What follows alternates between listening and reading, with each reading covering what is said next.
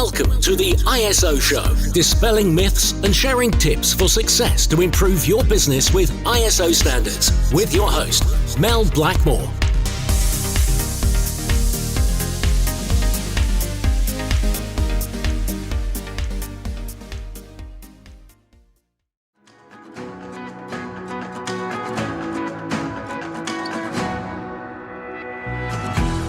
If you're listening to this podcast, then you're in great company. We've got thousands of listeners who have a thirst for continuous improvement and raising standards in business. Whether your interest is in quality, sustainability, or risk standards, I'd love to welcome you as a member to our online platform for all things ISO, the ISOlogy Hub. The ISOlogy Hub is the leading place to get access to all of your online resources, from in-depth training courses through to our very popular coffee break training, to templates and action plans and many other resources to help raise standards. As a member, you get access to over 100 courses, taking you from learner to practitioner to leader. The ISOlogy Hub has all the resources that you need, which will really help to make your life easier and to help improve compliance in those business critical areas. So if you'd like access to learning and compliance resources ranging from data privacy to environmental management, anti-bribery, business continuity, quality, health and safety, to name just but a few, the list is endless actually, then we'd love you to come and join us. Just head over to the isologyhub.com.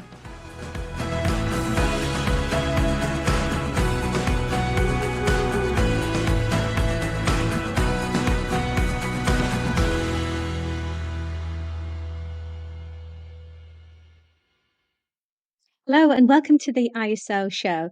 Thank you very much for joining me today. I'm delighted to be joined by my guest, Damian Edwards, who is the ISO Standards Manager at Daisy Corporate Services.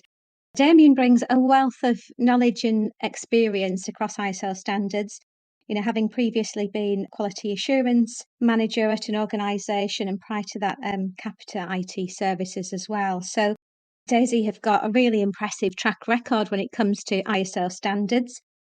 I'm actually going to reel them off. It's an impressive list. We've got quality, environment, information security, so they're the 9, 14 and 27K. And then we've got the service management standard ISO 20000, business continuity, which is ISO 22301 and ISO 45001. And to add to the accolades, we are now adding ISO 50001 to the list of certifications that Daisy has achieved. And that's what we're going to be talking about today. Welcome, Damian. Welcome. Thank you, Mel. Thanks for letting me on your show. Great. No, thanks very much for your time today. So, we're going to be drilling down into 50001 and just talking about your experience with the implementation of the standard and the impact that it's had at Daisy. I was having a look at your website earlier, actually, and I've noticed that ESG is very prominent there. So I can see why Daisy is so committed to ESG and, obviously the focus around people and planet, which is fantastic. And I can see, obviously, that that's a key driver for implementing ISO 50001. But we'll come on to why you actually went for it shortly. But also congratulations to the company as being winners of the CRN Sustainability in Tech Awards 2024, the Green Shoots Award. So well done for that as well. Yeah, thank you. Yeah. So it sounds as though 2024 has been a pretty successful year so far, and we're only at the end of April recording this. So yeah, looking forward to hearing more about your 50001 experience. So yeah, before we dive into that, would you mind telling me something that not many people might know about you? Well, I was thinking about this, Mel. I thought, what should I divulge? But I shouldn't say. I'm representing my company, so I shouldn't say too much. But I was thinking that when I'm working, I do like to listen to classical music. So I don't know anything about it. I'm not into it at all. But I do find, I don't know if other people find this, but it does help me focus and it helps me concentrate. I think it just blocks out any background noise, just helps me focus in. So as I say, I'm learning a little bit, but I know what I like, who the composers are, what they mean, I haven't got a clue. But but I don't think it really matters about that. I no, think it's the no. fact that, you can enjoy listening to it whilst you're working as well. And I do sometimes. And it makes the time fly by, actually, especially if you're really focused on something. You can get quite carried away with what you focused on. So, yeah, cool. And before we start talking about 50,001, obviously I've just given a very brief introduction to Daisy, but could you give an overview on what Daisy Corporate Services does? Yeah, well, as you say, it's Daisy Corporate Services. We're a provider of IT and communications. We've got about 1,000 employees throughout the UK.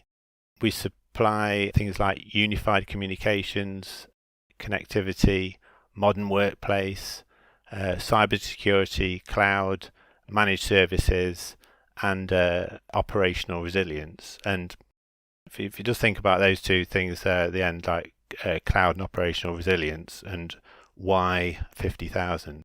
If you think of like we run data centers, and we've got the operational resilience. One of the things we offer is workspace. So if you have an office and it can't be used for a business continuity situation, you can move into our office space. So we've got empty office spaces. We've got data centers running. You can imagine the energy used, in providing those services. So, when we're thinking about the 50,000, you can then start to realise why it's important to us. Yeah, no, absolutely. Yeah, they use massive amounts of energy, don't they? And obviously, it can be one of the biggest costs as well for data centers, because obviously you don't necessarily have that many people within a data center, but it's the energy cost that is probably the biggest commercial, overhead cost. That's right. So yeah, so that's another reason, obviously, for focusing on energy management as well. So I guess that was one of the drivers. I mean, what would you say has been the main driver behind achieving ISO 50001, the energy management standard? To be honest, and we spoke about this before. When you're talking about a standard, for 9001 for quality or 14 for environmental, the driver or the decision could be like a commercial one, because without these kind of standards, you can't bid for those large contracts. You can't get on those government frameworks. You need to prove you work to a certain standard. But with 50,000, it is a little bit different, because no one's asking you to have it, or it might crop up, but it's not like a requirement. It's something you choose to do. And again, being completely transparent, one of the main drivers is cost. We all know recently the effects of cost of living and the cost of energy. So as a business, we have an objective to reduce our energy costs. So we were already, before we started the journey of implementing 50,001, we were already looking at how we can reduce our energy consumption. I was just going to say that ties into the ESG action routes. You've got 10 key areas that Daisy focuses on. So I can see how that ties into that, it's an integral part of your business operations by focusing on energy management, and therefore, obviously, greenhouse gas emissions that are produced as a result of that. Well, that's it, and it all ties in. So you have that initial decision, but it also, from having 14,001, we already know our significant impacts is energy use, especially as in those data centers, because you're not just talking about the power use; it's then cooling. It's the air conditioning in the centres as well. It's quite inefficient, really. You heat it all up with the racks and the servers and etc., and then you need to cool it all down again. So it's all using energy. So we were already looking, as you say, from the 2 points. It's that reducing that cost, but also the environmental impact. We don't want to be doing that. We need to be doing this the most efficient way we can. So yeah, we're already looking at ways to improve, and what kind of kit is going end of life, what needs replacing, and the monitoring and measuring in there is, when I first saw it, I was quite amazed of what goes on there. But, that is, as you say, the main drivers there. It comes from cost, it comes from that ESG message, and it comes from like a verification to prove to our customers that we're not just making these claims through our ESG message, we are actually doing them. It's not just us saying it either. We get our certification body to come in and we show them what we're doing, and they say, yeah, it's to the standard. You're doing the right thing. Yeah, and I think it's obviously there's a commitment there, isn't there? Obviously, you need leadership commitment to make it happen, and it's not going to happen overnight. So, in terms of the timescales, then, how long did it take you to implement ISO 50001? I think we started looking at it probably around March, April time, 2023. I think once we'd completed the gap analysis with Blackmores, I think it was the beginning of July time, and then our last certification audit with BSI. So we had stage 1 and then 3 stage 2 audits. So I think the last one was the beginning of March. So we're talking probably between 8 and 11 months. It's 11 months probably in total, but then, it's a slow start, and then everything kind of ramped up once the gap analysis had been done. I've been in organisations before where we say, we need this ISO within 6 months or something, where no, it's to do it properly. I think anyway, you need to give it a little bit more time to do it properly and get those processes embedded in. Yeah. And did you find it useful, the fact that you already had ISO systems in place like ISO 14001 and ISO 9001? Yeah, definitely. Yes, because, we've tried to integrate some of our processes, like internal audit and corrective action, even our policy statement. Even though now we've got so many ISOs, I'm not sure the message is getting watered down a little bit, but we've got one statement where we can just provide that and say, this is everything you need to know about, our organisation and the message we want to get across. Because as you know, the standards have the same structure, the annex control, so that makes it easier. So we know we need a policy. We've done that before. We know it's risk-based. We've done that before. We know context scope. So it's all there. So you're just kind of following the same structure, and that definitely helps. Yeah, definitely. I think obviously that helps when it comes to the gap analysis, which is one of the starting points for implementing an ISO standard. Yes, yeah. But obviously, you're not going to be doing this if you've got absolutely everything in place. There is always an opportunity for improvement. So, what would you say was the biggest gap when you did the gap analysis? We're already doing a lot of it. So I'm going to be slightly big-headed here, where we say there weren't that many. Go on, I'll let you do that since you've got all those ISOs.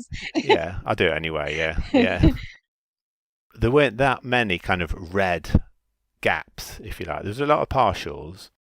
So the biggest ones were, I think there was one in Clause 7 to do with documentation, because we hadn't implemented the standard and it's going to have required elements which we weren't doing. But I think Clause 9 was probably the biggest one, because there wasn't a formal management review, there wasn't internal audits, there wasn't monitoring, measuring and things like that. So that was the biggest gaps. But, as you said in your previous question, for us having the other certified management systems with those management reviews, with those internal audits, it was then quite easy to bring those processes into place. Yes, it was more about everything was being done. So say the monitoring and measuring, property director, it was all over the monitoring and measuring of energy, but he would do that, on his own. So he wasn't kind of recording that or putting down what he'd seen or what the trends were. He was just kind of dealing with it. So it was a case of then, creating a plan, what is the most significant energy uses and things like this, and then breaking it all down and then putting processes into place to actually show that they're monitored, show what the trends are, and then show what they're doing to improve.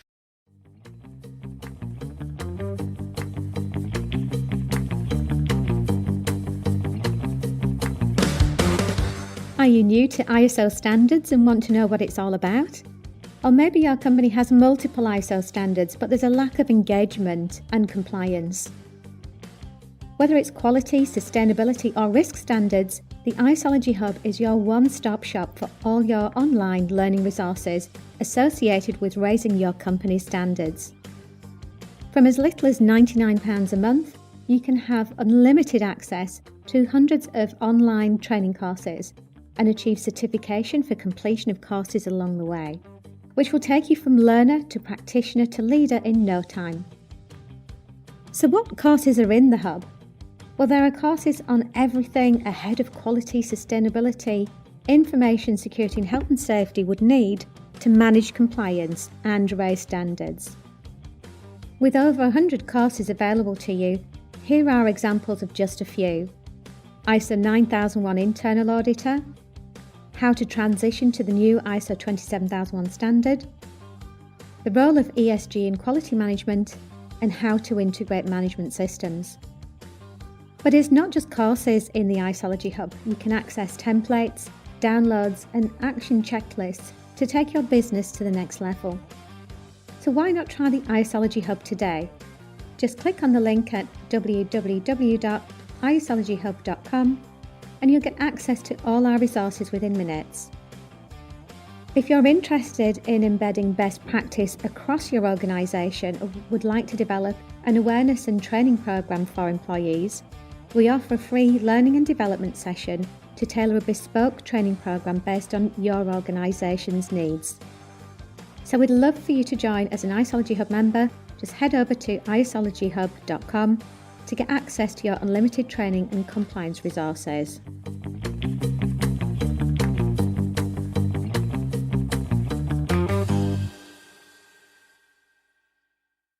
So that sounds as though it's made quite a difference then, just by being laser focused on the energy monitoring and measurement. I mean, did that make much of a difference then to the business? I mean, by bridging those gaps, what kind of difference did it make? Just say I'm not the only one being big-headed. So Blackmores did help us with this a lot.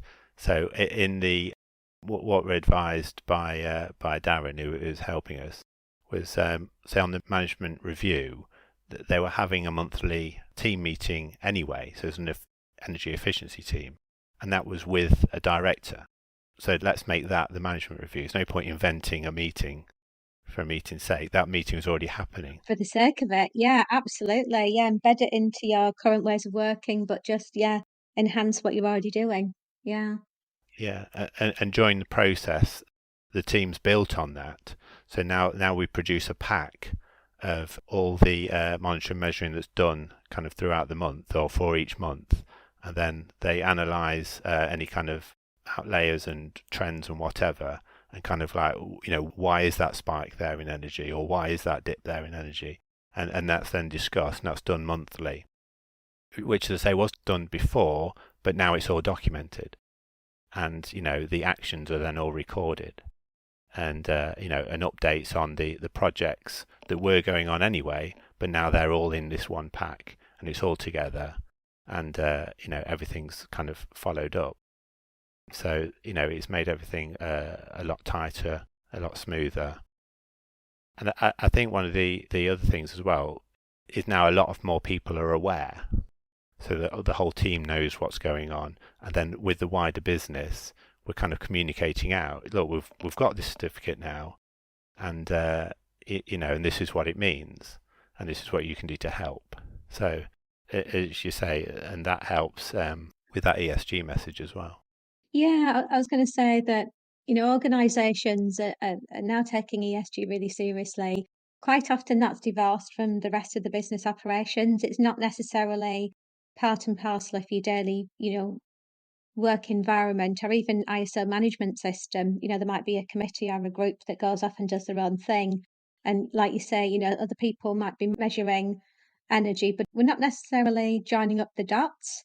And it sounds as though Daisy really joined up all of the dots across ESG, different directors that have responsibility for the monitoring and measurement of energy consumption, etc. So yeah, it sounds as though it's kind of all just helped it to come together really, by the sounds of it. And I mean, What would you say has been the main kind of learning experience for you then, having implemented 50,001? I think what I've learned is it does take a team of people to achieve this. You can't do it on your own. I think the business will see the benefits of it. You can't rush it. And as you said, it is what my main point on this. It needs to be driven by top management. Without those, it's not going to work. Or it may work, but it'd be a lot slower and a lot more painful. But if you've got someone with the authority to push it through, it does make it a lot easier. And I agree on what you're saying there about the ESG as well.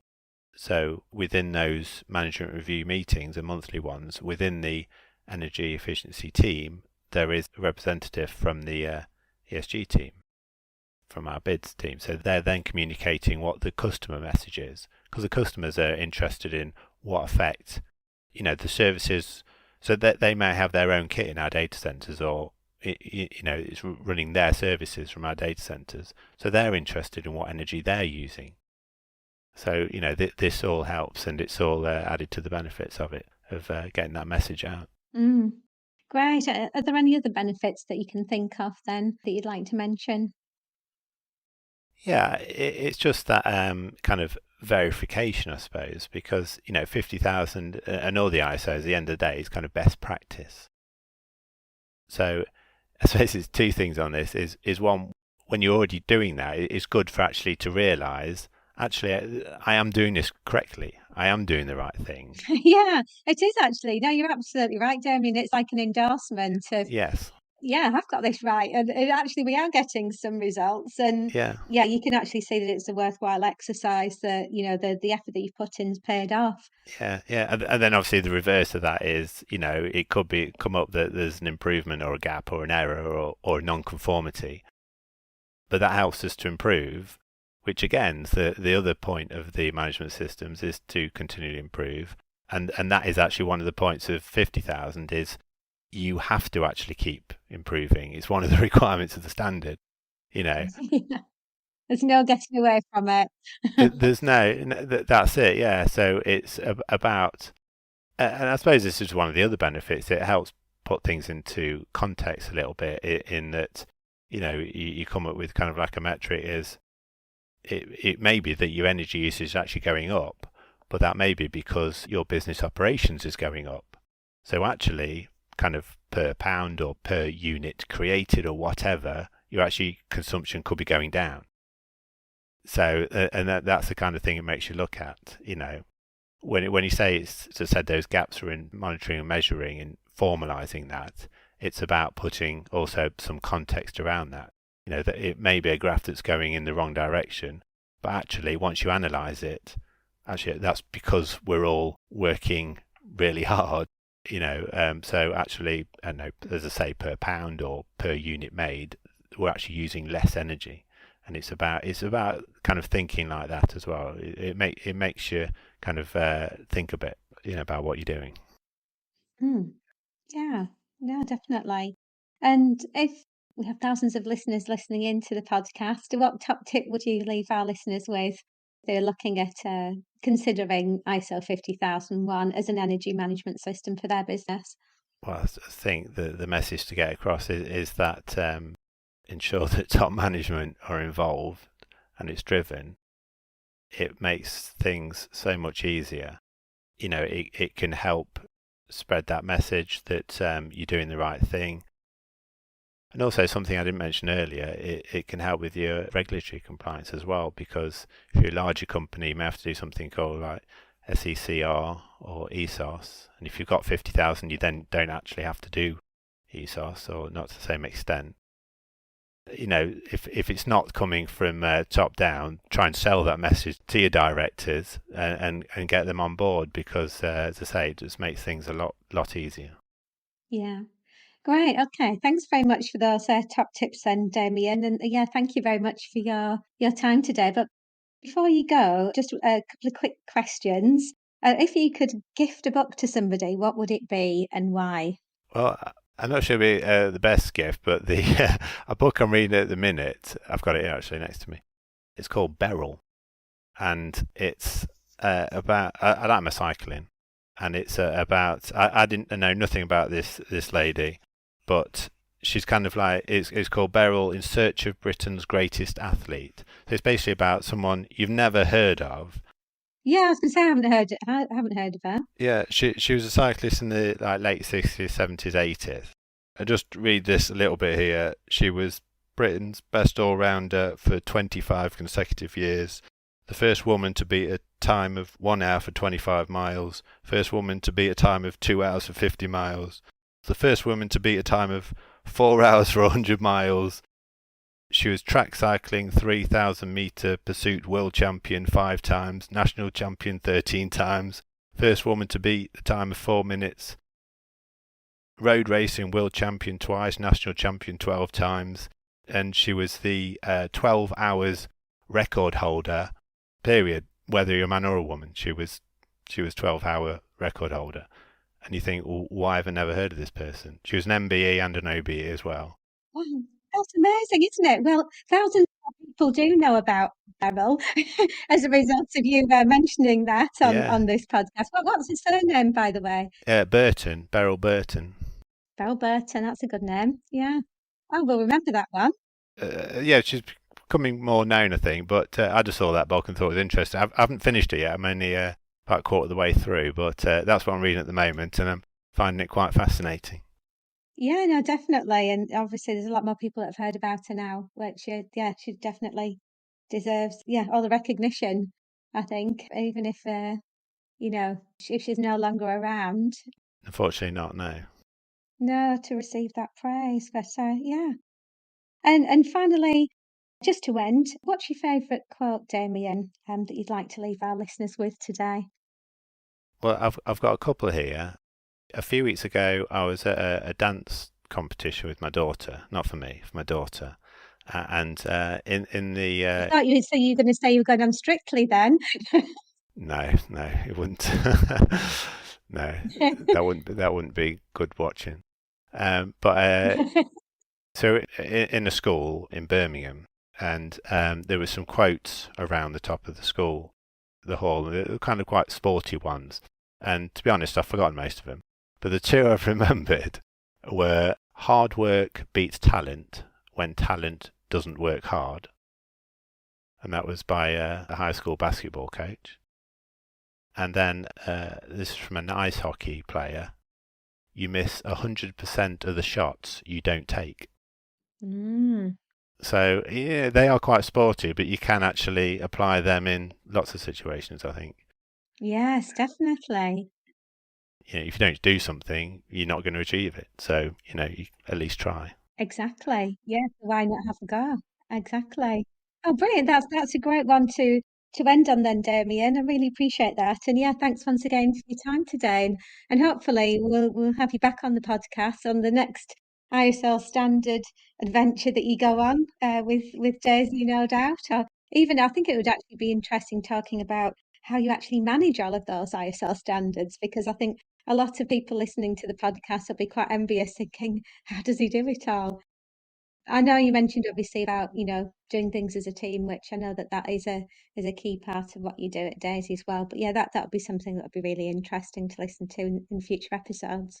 Yeah, well, we're going for number 8 at the moment. We're just in the certification audits for ISO 41001 for facilities management. So we've got 2 days of audits to finish that. So that'll be number 8. Yeah, well, that's a good excuse to get you back onto the podcast, I think, because we haven't done a facilities management podcast for some time. Actually, I had the chair of the technical committee on when the standard first came out a couple of years ago. So yeah, that would be great to hear about your experience with that standard, definitely. In a few months' time, maybe if you're free. Yes, yeah, definitely. Brilliant. Well, thanks once again, Damian, and look forward to catching up with you again soon. Okay, thank you very much, Mel. Thanks very much for listening to the podcast today. If you'd like to subscribe, then just click on the link so you don't miss any future episodes. And of course, if you could leave us with a nice, shiny 5-star review, that would be awesome, because it means that we can get this podcast out to more listeners and add even more value for those businesses that are looking at raising standards within their own organisation. So thanks once again. I look forward to catching up with you on the next episode of the ISO Show.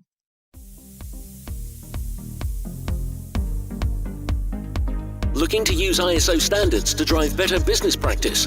Contact us at blackmoresuk.com to access further information and book your free 15-minute call.